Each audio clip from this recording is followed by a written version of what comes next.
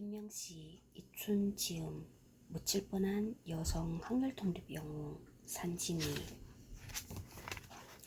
4페이지 연한글 여장군 호칭을 가진 유일한 독립운동가. 이 책은 일제강점기 총을 들고 싸운 김명시에 관한 이야기다. 김명시는 구한말인 1907년 마산에서 태어나 일찍 아버지를 여의고 홀어머니 손에 자라나다가 3.1운동 때 어머니마저 만세시위로 희생되었다. 당시 12살 김명시는 오빠 뒷바라지와 밥 끓여 먹어가며 9살 남동생과 4살 배기 여동생을 돌보아야 했다. 여동생을 얻고 학교에 다녀야 했으나 차마 교실까지 데리고 들어갈 수 없었다. 동생을 운동장에 내려놓고 교실에 들어가니 선생님 가르치는 소리는 들리지 않고 동생 우는 소리만 귓가에 쟁쟁했다. 노천명이 쓴 김명시 어린 시절이다. 김명시의 삶에는 눈물겨운 식민지 딸과 누이의 애환이 스며 있다. 1945년생 마산 토박이 김영만이 60이 넘어 김명시를 알게 되자 그가 그러면 2005년 지나서 알았다는 건데 그가 동네 누나처럼 느껴진 이유가 바로 여기 있다. 4살 배기 동생을 업고 다니던 김명시가 1945년 38살에 12월 여성의 몸으로 일본군을 무찌르고 서울로 내려오자 사람들은 열렬히 환행했다. 언론들은 조선의 자랑으로 부족해 조선의 잔다르크로 칭송했다. 여장군 호칭을 가진 유일한 여성 독립운동가가 김명시다. 노천명은 김명시의 삶을 소설보다 더 소설과 같은 이야기를 했다. 그러나 죽음은 더 비극적이었다. 해방된 조국으로 돌아온 지 4년도 채 되지 않아 부평경찰서에서 비극적으로 생을 마감했다. 1949년 10월 13일 김효석 내무부 장관은 의혹투성이인 김명시 사망을 이렇게 발표했다. 본적을 경남 마산시 만동 189번지에 두고 현주소 서울시 종로구 요상동 16번지에 사는 무직 김명시 42살이라는 여자로 그는 국가보안법 위반으로 지난 9월 29일 서울시 경찰국에서 부평경찰서에 유치 의뢰한 것으로 지난 10일 오전 5시 40분경 자기 상의를 찢어서 유치장 내 약 3층 높이 되는 수도관에 목을 메고 죽은 것이다. 세상 인심이 아무리 변한다지만 항일투사 김명시는 온데간데 없이 사라졌다. 무직 여성으로 발표했던 김효석은 한국전쟁이 발발하자 이승만 폭정을 방송하고 폭로하고 월북했다. 지금은 평양 식민지 애국열사능에 안장되어 있다. 그에 반해 1949년 9월에 체포되어 10월 죽는 날까지 어떤 공경을 당했는지도 모르는 김명시는 어디 묻혀 있는지조차 알 수 없다. 김명시의 삶과 죽음이 한국 현대사다. 혁명에 앞장서 싸우는 일이 저렇게 비참하고도 신명나는 일이라니. 이것은 독립신보 기자가 김명시와 인터뷰를 마치고 고개를 숙이고 나오며 적은 후기다. 싸우는 것이 비참한 것만은 아니었다는 것이다. 피로 얼룩진 조선 의용군의 무장투쟁 역사는 처절하고도 신명나는 일이었다. 1945년 김사량 작가가 북경에서 조선 의용군의 근거지인 연안으로 탈출하는 과정에서 만난 중국 처녀들은 거침없이 우리말로 도라지 타령을 불렀다. 조선 사람이라면 노래와 춤, 연극에 능하다고 중국 사람들은 알고 있었다. 지금 또 우리말로 조선 의용군가를 부를 수 있는 중국인들을 TV에서 볼 수 있었다. 조선 의용 선전대의 활동에는 재기가 넘쳐났다. 흥이 없고 신명이 나지 않으면 할 수 없다. K-팝과 한국의 문화 역량은 그때부터 시작되었는지도 모른다. 김명지의 삶이 신명과 열정으로 가득 차지 않았다면, 빼앗긴 조국을 되찾겠다는 신념과 의지가 없었다면 수심도 알 수 없는 강을 건널 수 없었을 것이다. 옥중에서 고문으로 아이를 잃고 7년의 옥살이를 마치고도 중국으로 탈출하여 총을 잡을 수 있었던 힘이 어디서 나왔겠는가. 역사는 패배했을지라도 한 인간으로서 김명시는 승리했다. 이렇게 김명시의 삶은 영웅 서사의 비극을 다 가지고 있다.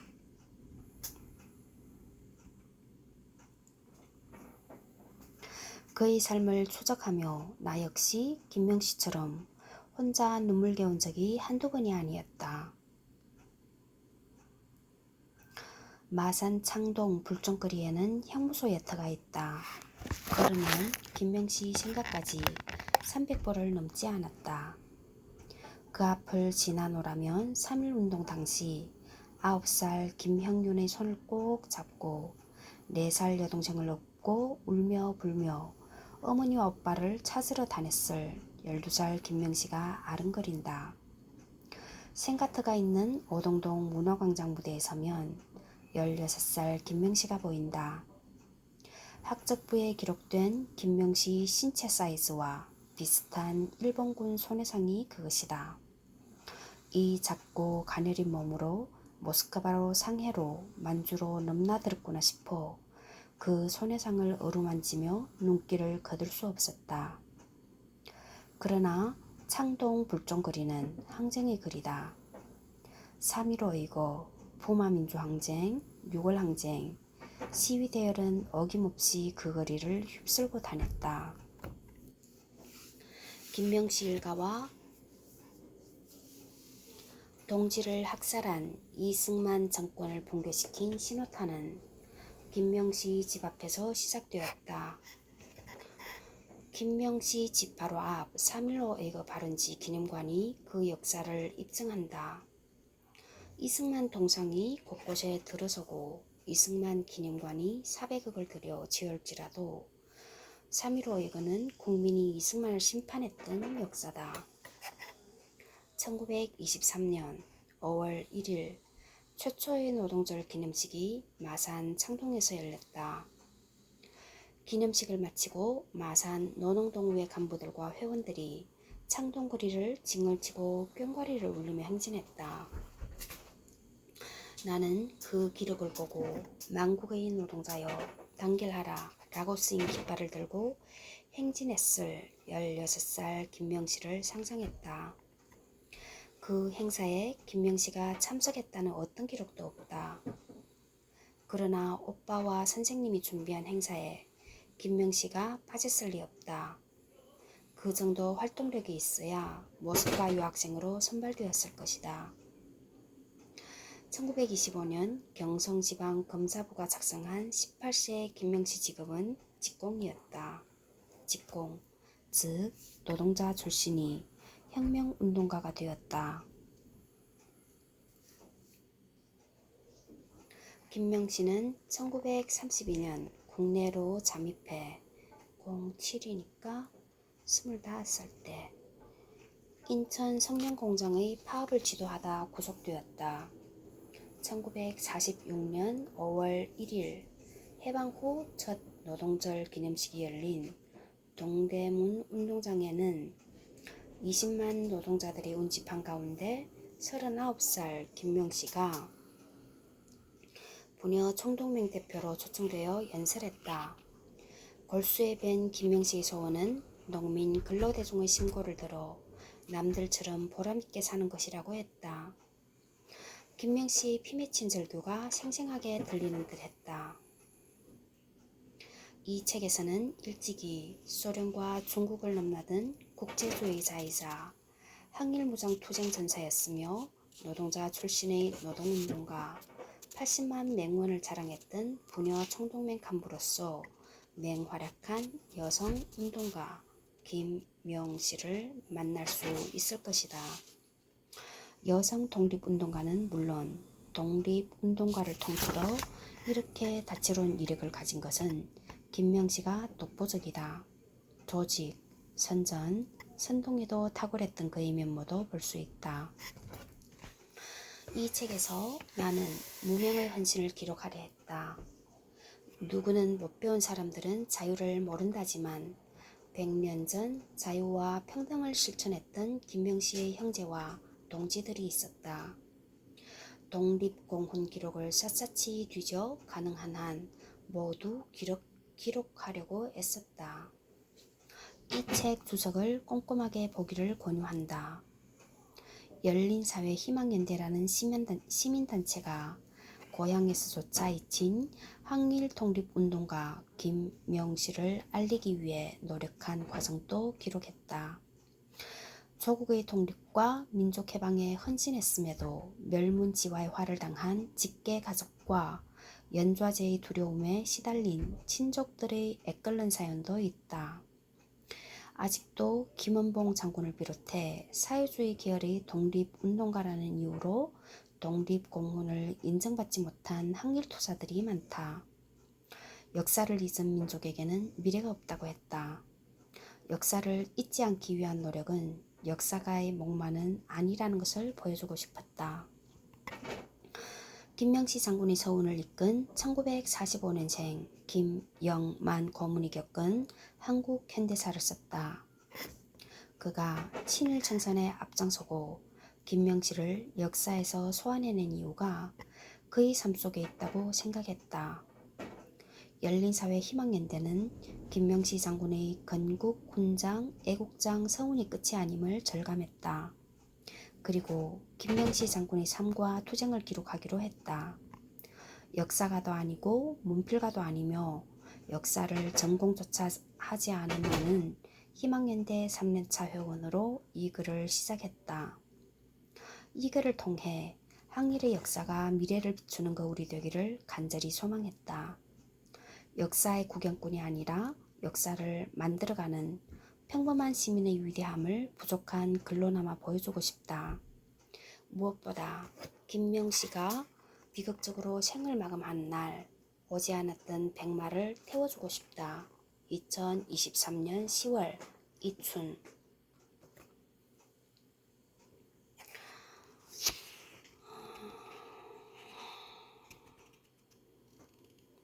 (1945년 12월 13일) 김명시는 독립동맹 간부들과 의용군대원 100여 명과 함께 기차를 타고 안동을 거쳐 평양역에 도착. 182페이지.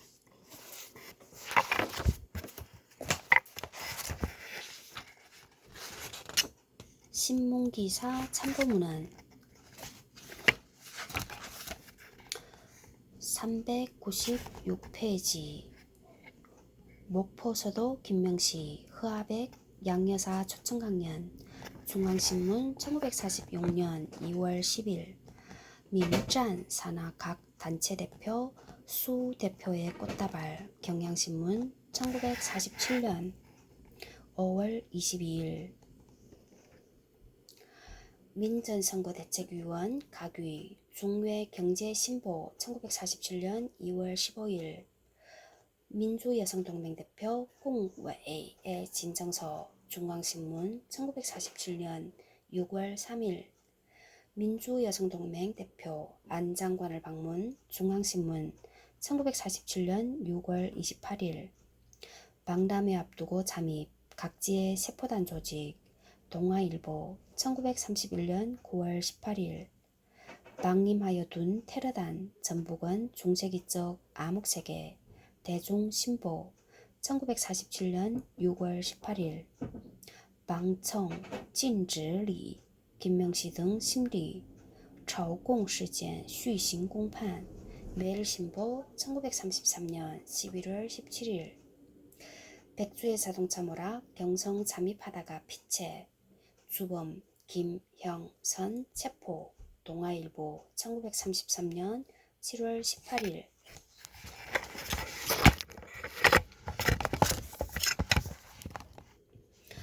202페이지. 조선 부녀 총동맹의 간부들. 부녀 총동맹은 이렇게 건국 부녀동맹을 모체로 전국 부녀단체 대표자 대회를 통해 결성되었다. 맹원수가 약 80여만 명에 달하는 당시 여성운동 최대의 결집체였다. 총재 유영준, 부총재 정철성, 허아백이 선출되었고 조선인민공화국 사수와 민주주의 민족전선에 참여하는 길만이 조선 여성의 진정한 해방의 길이라는 선언이 있었다. 1946년 11월 독립신보에 연재된 여류 혁명가를 찾아서에는 김명씨와 더불어 부총 간부들의 인터뷰가 실려 있다. 부총위원장인 유영준 1892년 뭘 모르고 여성 동우회와 건우회를 거친 독립운동가 1세대이며 당시 57살로 조직의 맏언니였다. 동경여자의학 전문학교를 나온 의사로서 종묘 앞에 유영준 산원을 열어 가난한 여성들의 출산을 도왔다. 조선 여성 해방운동을 진두지휘하는 여류 투사의 모습이라기보다 호덕한 할머니 같은 인상을 주면서도 부드러운 가운데 칼날 같은 판단성을 보였고 여사의 어조는 날카로웠다고 독립신보 기자는 전한다.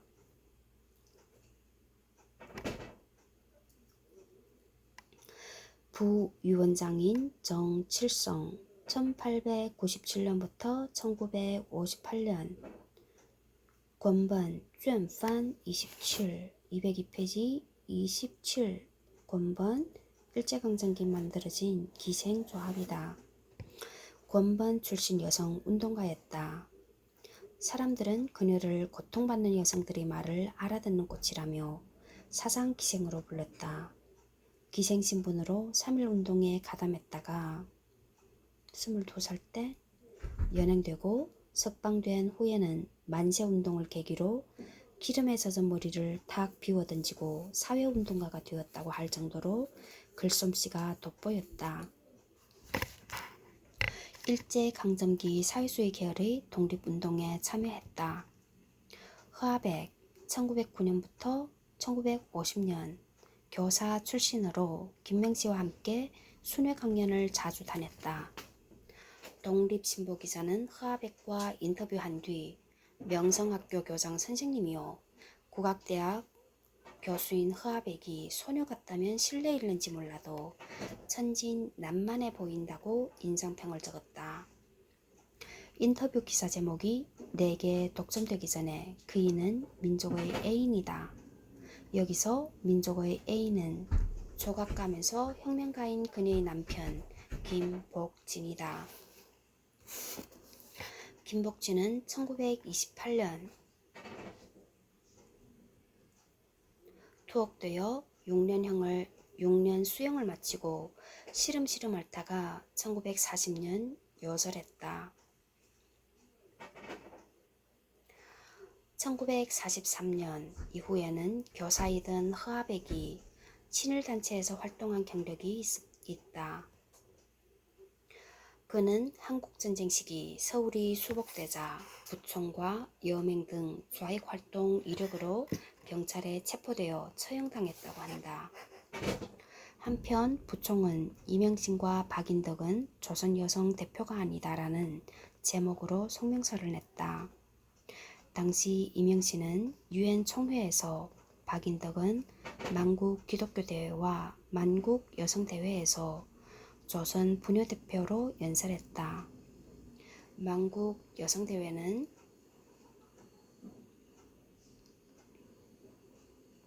지금으로 치면 세계 여성대회였다. 이승만의 측근 이명신과 박인덕은 미국 유학 이력으로 미 군정의 호감을 샀고 반탁운동에 합류하면서 미국과 이승만과 밀착하여 여성대표로 국제무대에 설 수 있었다. 그러나 두 사람의 1940년대 친일 행각은 명백한 사실이었다.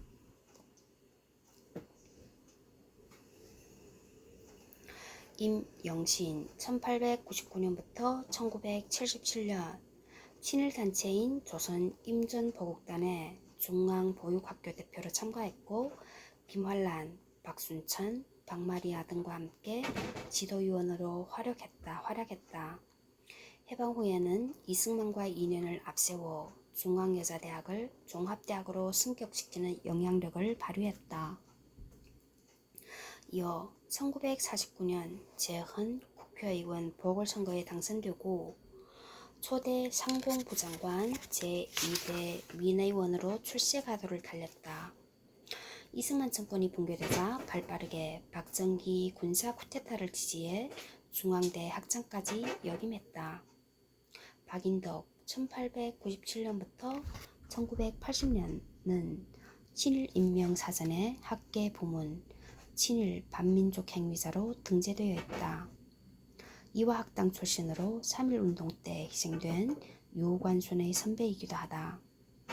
해방되고 나자 이화학당 출신이란 것 말고는 알려진 정보가 거의 없던 무명의 유관순을 대표적인 여성독립운동가로 자리매김하는 데 노력했다. 그러면서 자신의 친일 경력을 덮고 유관순에게 항일의식을 북돋운 교사로 신분 세탁을 할 수 있었다.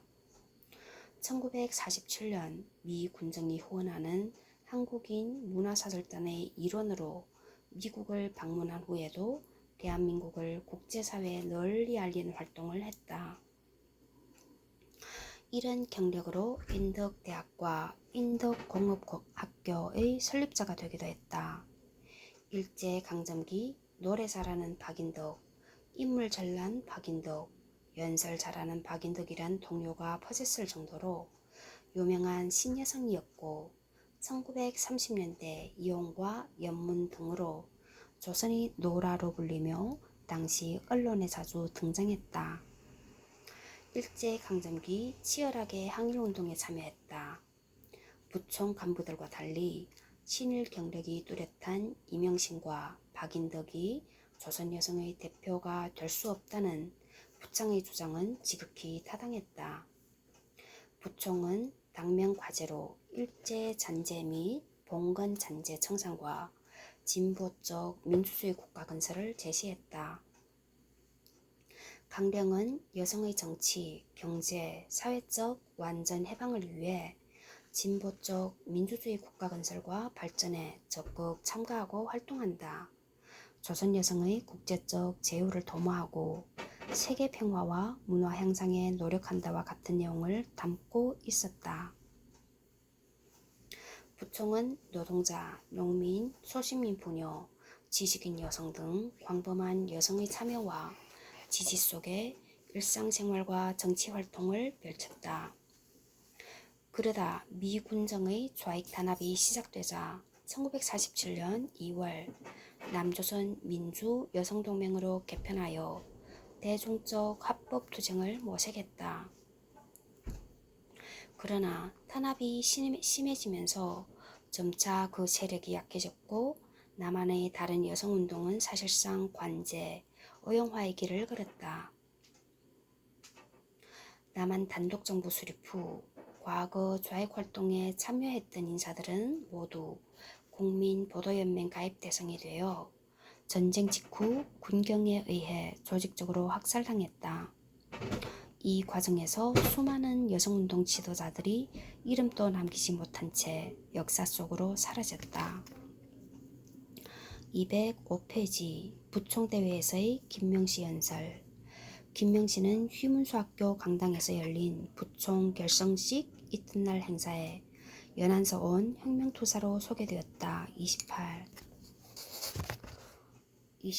1945년 12월 25일 조선일보는 부총 결성대회 시상 김명시 여사의 절규라며 김명시 연설 전문을 실었다.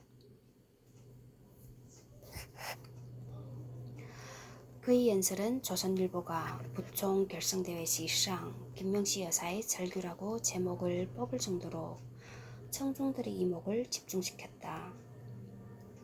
김명시의 연설은 쉽고 간결하면서도 절규로 들릴 만큼 호소력이 강했다. 외적들의 악착한 압제하에 덧없는 2억의 혈투 생활을 더듬어 보니 앞서는 것은 눈물뿐이요 기하는 것은 다만 민족의 자유 해방이요 동시에 전 조국 여성의 자주 해방이라는 것이었다. 206페이지 그림 먼저 의무완수의 정신을 이것이 지금 조선 여성의 나아갈 길 조선일보 1945년 12월 25일 먼저 이우완수의精神을 이것이 지금 조선 유싱의 나아갈 길 김명씨는 위의 말로 연설을 시작했다. 농민과 노동자도 인간답게 대접받고 행복하게 살아야 한다는 김명씨의 소원은 몸소 체험한 뜨거운 동포회에서 출발했다.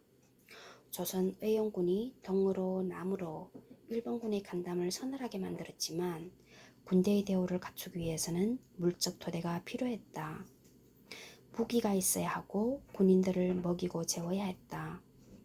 조국 해방의 날을 기다리며 조선 의용대는 장개석 국민군의 지원을 받았고 국민군이 일제와 싸우지 않자 중국 공산당이 지도하는 팔로군 근거지로 들어갔다.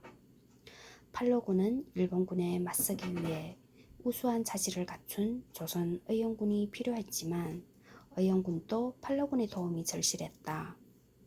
그런데 연설 중간 부분에 김명씨는 이 접속사를 사용하며 의외의 말을 한다.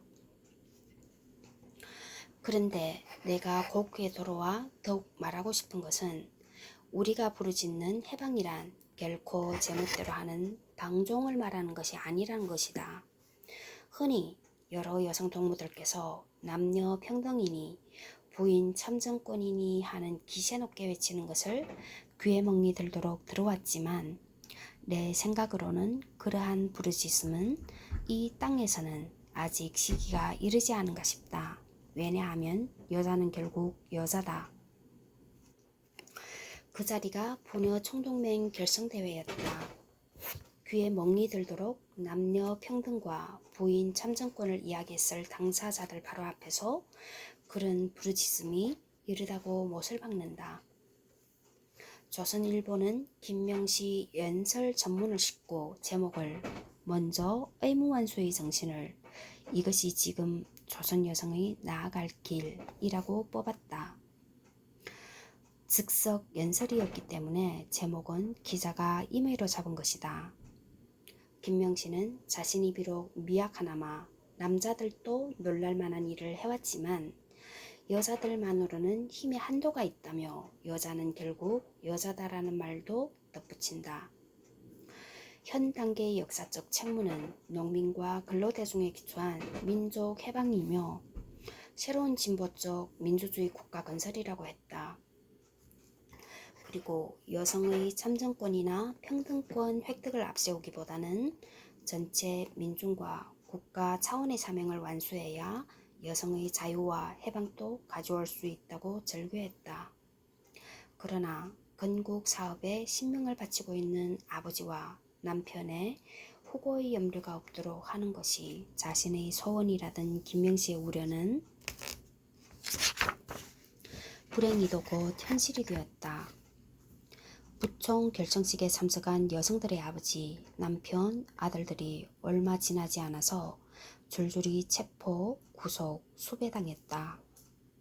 마찬가지로 부총 간부들 또한 일제 강점 기복보다 더 혹독한 탄압을 받게 되었다.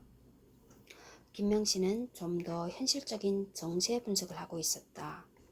1927년 상해에 도착할 당시 길거리에 즐비한 시체들을 보았고 중국에서 2번에 걸친 국공합작 과정을 지켜보았던 김명씨였기에 다른 이들이 모르는 불안과 위기의 기운을 온몸으로 느낀 것이다.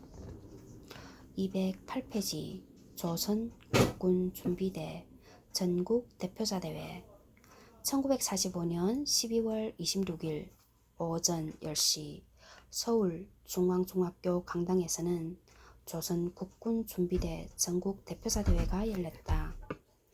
서울사령부원과 남한의 8개 사령부 대표가 참석한 이 대회는 이틀 동안 계속되었다. 교통관계로 출석하지 못한 38선 이북 지방대표를 제외하고 경기도, 충남,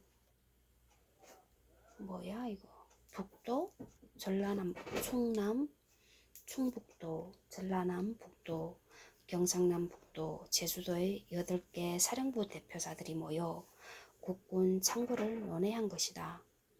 학병에 나갔던 병사들을 중심으로 한 귀환 장병대가 1945년 9월 7일에 국군 준비대로 이름을 바꾸었다.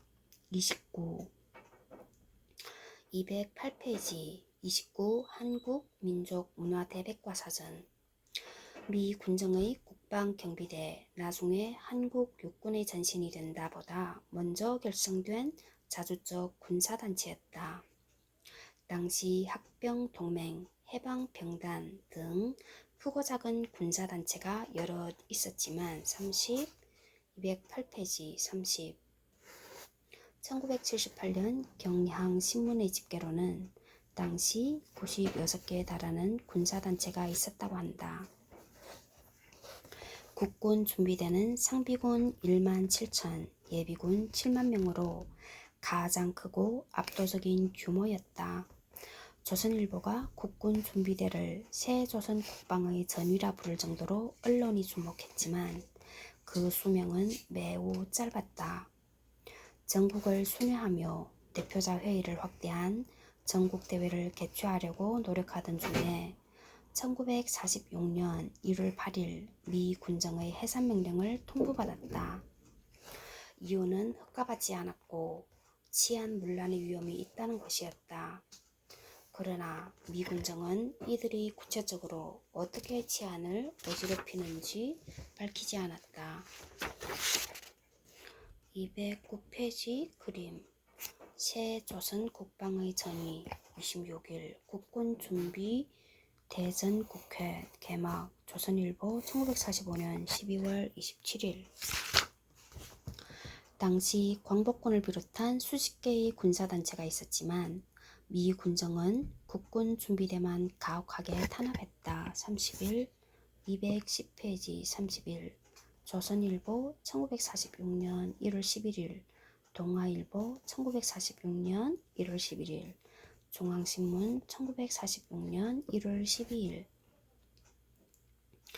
사령관이던 이혁기가 불법 경찰권을 행사하고 군사행동을 취했다는 혐의로 미군정에 잡혀가면서 준비대는 와해의 길로 접어들었다. 관련자들이 갖고 있던 폭탄 등 무기가 압수되고 간부 50여 명이 검거되었다. 32, 210페이지 32. 대구 15, 1946년 1월 21일, 대동신문 1946년 1월 20일. 이혁기가 포고령 위반으로 3년형을 선고받고 1년 반 만에 겨우 석방되었으니 미 군정이 얼마나 혹독하게 이들을 대했는지 알 수 있다. 1946년 1월 15일 미 군정에 의해 대한민국 육군의 전신인 조선 국방경비대가 창설되면서 조선 국군준비대는 역사에서 사라졌다. 미 군정이 세운 국방경비대에 독립운동의 정통성이 있었는가 하면 불행히도 그렇지 않았다. 오히려 일본군 대위였던 이형근과 33, 210페이지 33 후에 육군 참모총장을 지냈다.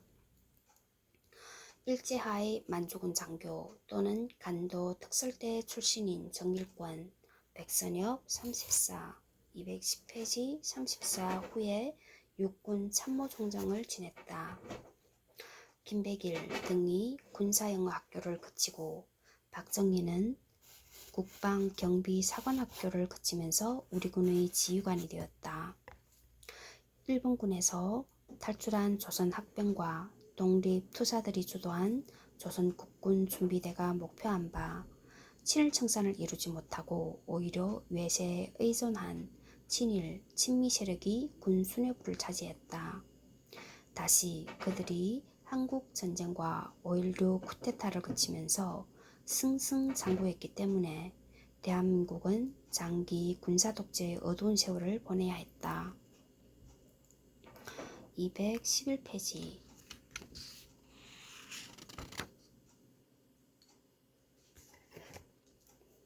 국군준비대 전국 대표자 대회에서의 김명시 연설.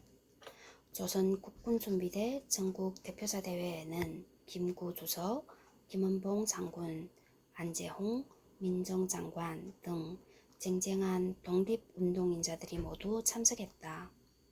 김명시는 유일한 여성 연사였다. 김구를 비롯한 여러 인사의 축사와 경려사가 있었지만 신문은 김명시 연설만 전문을 실었다. 이彩, 이채띤 찐밍시 여장군의 축사라는 제목의 벼락 같은 축사라고 보도할 정도로 연설은 강한 인상을 남겼다. 김명시의 축사는 이렇게 시작한다. 연안에서 고국까지 7천리를 걸어온 꿋꿋하고 씩씩한 여러 오빠 동생을 만나보니 반가움을 무어라 형용할 수 없습니다. 211페이지 그림. 우리 국토를 수호하자. 요인들 경례에 모두 감격. 자유신문 1945년 12월 27일. 우리国土를 守护하자. 要人的激烈满堂感奋 感激해야 되는데感奋으로 썼네. 朝鲜国军准备对全国代表大会. 여러분께서는 조선의 국군이 되려고 댁에서 나올 때 여러분의 어머님과 누님께서는 반드시 여러분의 손을 잡고 부탁함이 있었을 겁니다. 이는 우리가 총을 메고 일선에 나갈 때 받은 부탁과 같을 것입니다. 그는 바로 인민을 구하라, 나라를 지켜라는 부탁입니다. 김명시는 그 자리에 누가 와 있는지 정확히 파악하고 있었다. 일본군에 끌려갔다가 중국에서 탈출해온 학병들을 알아보고 자신과 그들의 동질감을 표시했다. 조선 의용군이 총을 메고 독립운동에 나선 것과 새나라 국군이 되고자 이 자리에 온 젊은이들이 같은 입장이라는 것이었다. 어머니와 누이로부터 인민을 구하라, 나라를 지켜라 하는 같은 부탁을 들었기 때문에 여장군으로 항일무장투쟁의 험한 역경을 헤쳐온 김명시만이 할 수 있는 연설이었다. 해외의 우리 동지가 적탄을 맞고 조선을 부르며 죽을 적엔 반드시 조선의 오빠여, 동무여, 앞으로는 이런 일이 없게 하여 주기 바라오 하고 감기 어려운 눈을 감았습니다. 혁명은 피 없이 아니 됩니다. 혁명에는 타협이 없습니다. 혁명에는 적과 나밖에는 없습니다. 이렇게 일본군과 싸우다 조선을 부르며 죽어갔던 동지의 유언을 전하며 청중의 가슴을 후벼 팠다. 나라를 빼앗겨 피지도 못하고 산화해간 젊은 늑들의 소원은 앞으로 이역만리에서 적탄에 맞아 죽는 일이 없게 해달라는 것이었다. 그리고 난 뒤 혁명은 피 없이 아니 됩니다. 혁명에는 타협이 없습니다. 라고 했다. 그리고 다음 말로 뜨겁게 마무리했다. 동무들이여, 남에게 의뢰 말고 우리 피로 조선을 찾읍시다. 권력을 찾읍시다. 213페이지. 인기 강연자이자 토론자 김명시. 그림 신조선보 1945년 12월 26일. 海外女性斗士马走时局讲演大会开催. 1945년 12월 28일 종로 기독교 청년회관 강당에서 열린 해외 여성 투자마자 시국 강연회에도 김명시가 연사로 참석했다. 이 시국 강연회는 연안을 중심으로 총금 잡고 피비린내 나는 항전을 하다 해방된 조국에 귀환한 여성혁명 투사 김명시와 박진홍 두 사람을 맞이하며 조선 여론사에서 개최한 것이다.